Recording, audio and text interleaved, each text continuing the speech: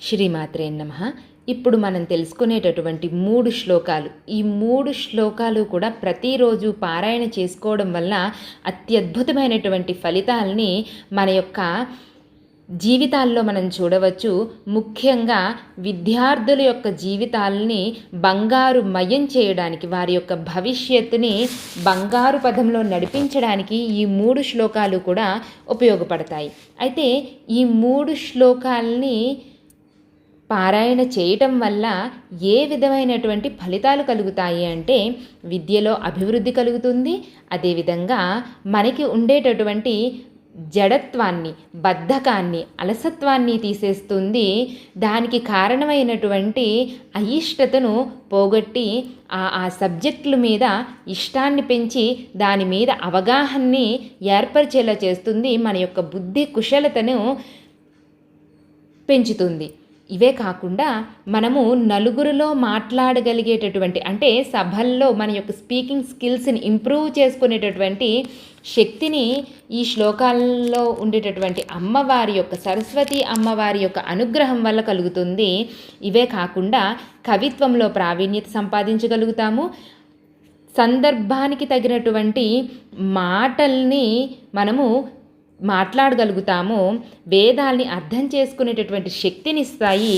శాస్త్రాల యందు ప్రావీణ్యతను పొందుతాము.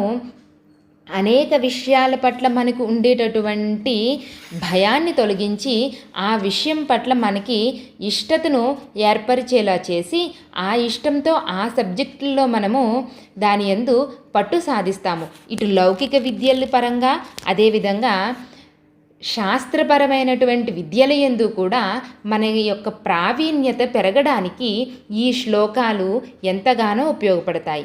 ఈ శ్లోకాల్లో ఉండేటటువంటి సరస్వతి అమ్మవారి యొక్క అనుగ్రహము మనకు ఎల్లవేళలా ఉండి మన యొక్క భవిష్యత్తును బంగారుమయం చేస్తుంది.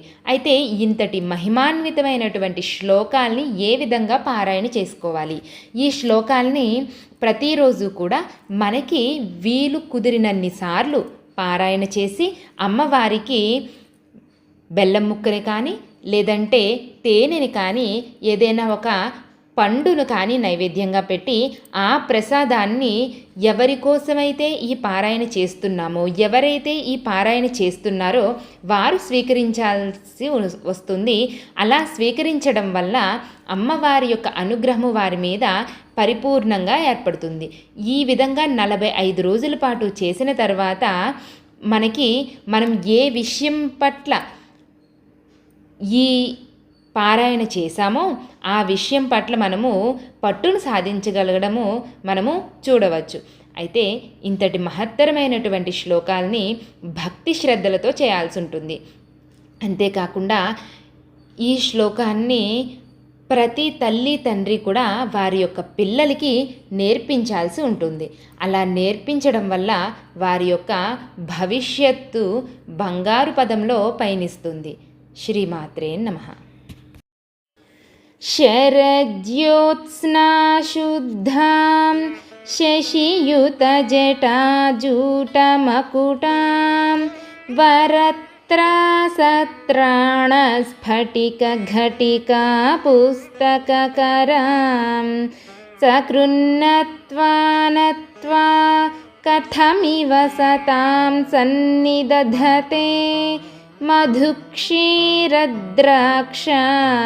మధురిమధురీణాః ఫణితయః కవీంద్రాణాం చేతః కమలవనబాలాతపరుచిం భజంతే ఏ సంతః కతిచిదరుణామేవ భవతీం విరించి ప్రేయస్యాస్తరుణతరశృంగారలహరీ గభీరాభిర్వాగ్భిర్విదధతి సతాం రంజనమమీ సవిత్రీభిర్వాచాం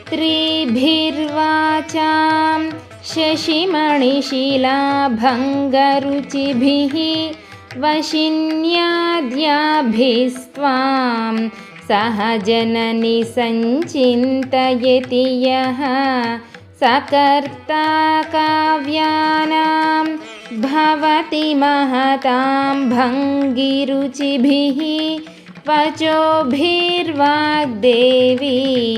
वदनकमलामोदमधुरैः